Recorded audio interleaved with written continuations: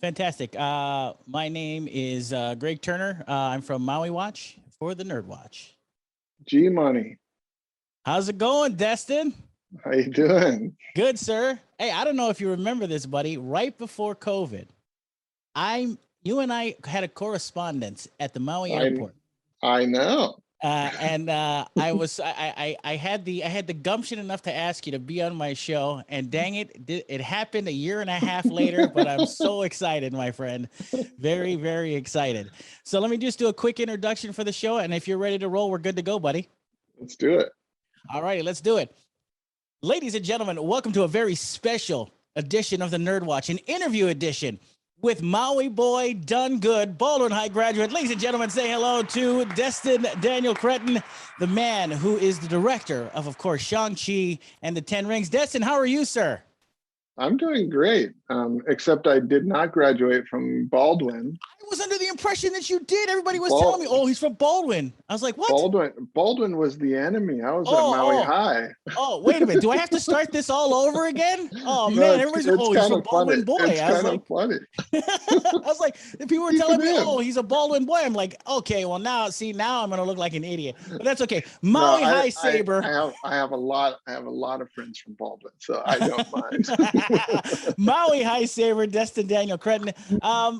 Destin, I guess from the perspective of I just watched Shang-Chi, and I got to congratulate you, number one, because I thought the movie, for a Marvel movie, had something that a lot of the other ones didn't, and that was absolute elegance in filmmaking. It was beautiful.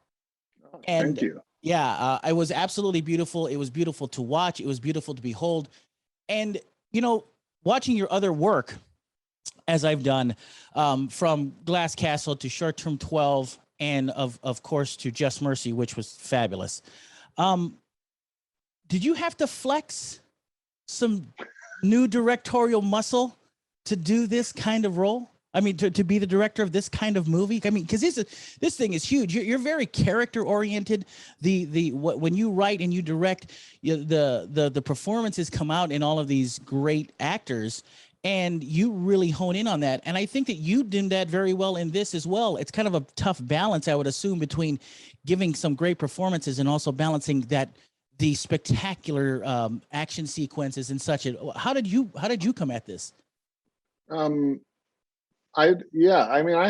have to flex quite a bit in every movie that I've done. I always feel like I'm jumping into a project that I have no idea what I'm doing at the beginning of the project. I'm always trying things that I haven't done before. This was definitely in a lot of ways me trying a lot more things that I haven't tried before. But it was, though it was intimidating at first, it became very quickly very fun. And the creative process on this movie was a blast, primarily because I was surrounded by such a supportive team, and a team that were really led by some of the top artists in the world in their field. And it was really felt a lot like going to film school every day and getting paid for it. I had a really good time.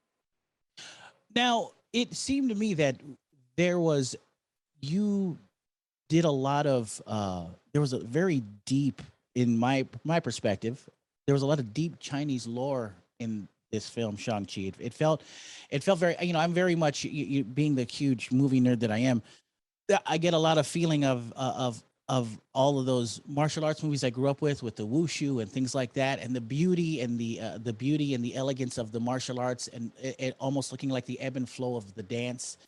And I really think that you captured that really well. How hard was it to get? I mean, that opening sequence with Tony Leung was just spectacular. So so how getting that to come alive on screen like that, how much did that take for you to get that? I mean, it starts by picking the right people who know what to do, and we hired Brad Allen, who is a stunt person initially and now choreographer and second unit director. He came on board. He was trained in Jackie Chan's stunt team. And you'd actually be able to, if you Google him, you'd see him in some clips. If you're a Jackie Chan fan, he's been in some great movies alongside Jackie. Brad Allen put together a very extraordinary team of stunt performers and choreographers from Hong Kong and mainland China who helped to create these pretty spectacular sequences that were all really paying deep respect to the martial arts movies that came before us. And that's really the only way that someone like me would be able to create sequences like this. And when you have people who are at the top of their game like that, it all then comes down to communication and story. So in the scene that you're talking about, we knew that we wanted Wenwu and Lee to start off this fight in opposition and in conflict. We knew that over the course of the 2 to 2.5 minute long fight, we wanted them to fall in love. And so the challenge is, how do you create a choreo that is not only believable that two people are fighting, but that you watch it slowly transition into flirtation and elegance and emotionality and then love. And that was a big task for these choreographers. And when we saw the first, they do, fight vises, which are basically just, mock-ups with stunt performers on what the choreo could be. And the first time we saw it, it almost brought me to tears because it got me so excited of what the possibilities were going to be for this movie. Yeah, it was a sight to behold for sure. When I saw it, I ended up watching the theater. It was just spectacular. I gotta say too, what's interesting about this film is that you guys literally had to shut down in the middle of production. Now, what was it like getting back on that horse after such a long period of time? Did you have to ramp up that momentum to get back where you needed to be? I think it was by August, of 2020 when you guys kind of ramped back up. What was that transition like to get this movie out? It was a ramp up. A lot of people flew home from Sydney, and we had to fly everybody back in. We had to restart this giant machine of close to 1,000 people to start moving in a single direction. It was a bit surreal because we actually shut down. We were shooting the Fight Club scene, which has quite a bit of extras, and that's what we were in the middle of shooting when the pandemic hit and we shut down. So we just left the whole set untouched for 3 months, and then during those 3 months, I never stopped working because we just opened up post-production, and me and our editors started working on the footage that we had already shot. We'd shot about 2 months or so worth of footage, so we had quite a bit to work on. And then when we came back into production, we literally just picked up exactly where we left off and came back into that Fight Club. Only now we were only allowed to have about a quarter of the amount of extras on set at a time. So in order to get some of those wide shots that are fully populated with a lot of people, we had to do it in groups and then composite them together with visual effects. Wow. Well, listen, speaking of that fight scene, that Fight Club, amazing. Number two. Now, I don't know if you can confirm or deny this. I don't know if anybody has mentioned to you in other interviews, but did I see a Street Fighter Easter egg? Maybe even two in that film. Listen, you don't have to say that if you want to. I could have swore I saw that.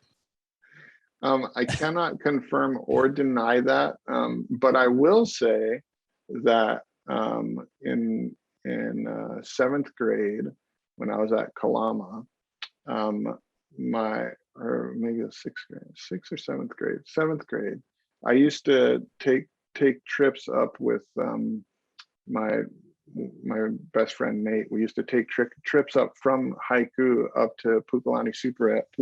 All right, Pukalani Superette.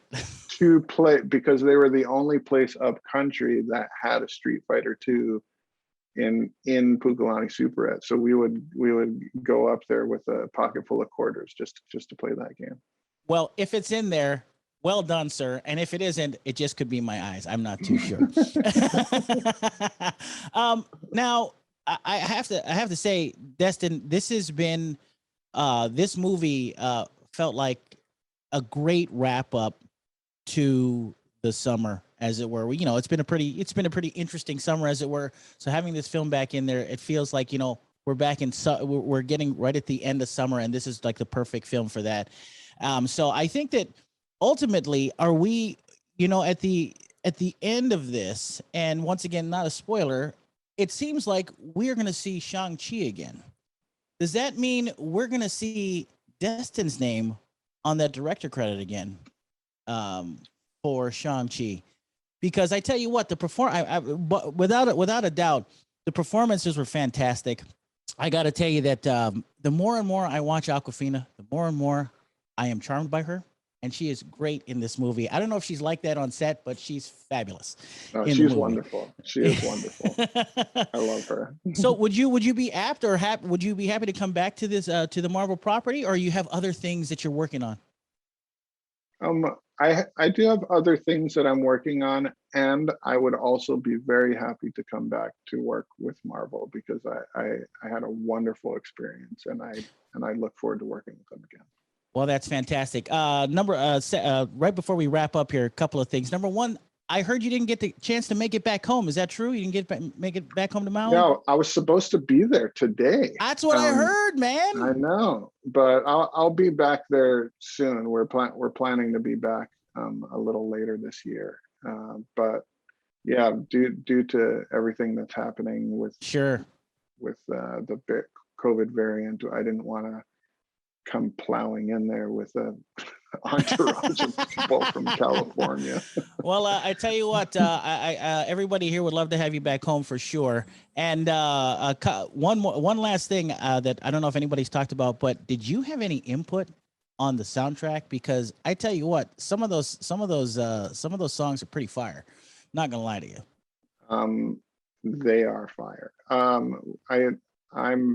We haven't really officially released the album yet, but it's coming in the next few days.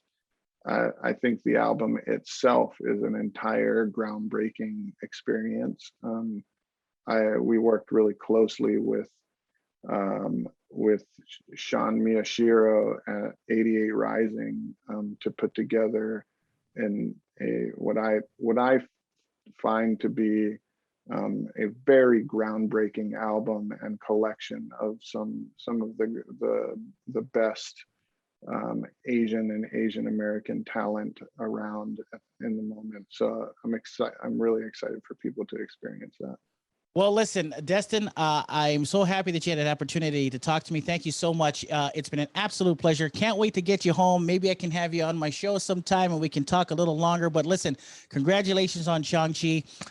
Definitely in my top 5 Marvel movies now, possibly even top 3. So top 3. Okay. All right. Well, we can't wait to have you home, buddy. You take care of yourself. Aloha, brother. And we will see you next time. So for NERDWatch, we're out of here. For Destin Daniel Cretton, you guys take care and aloha. Thanks, Destin. Aloha.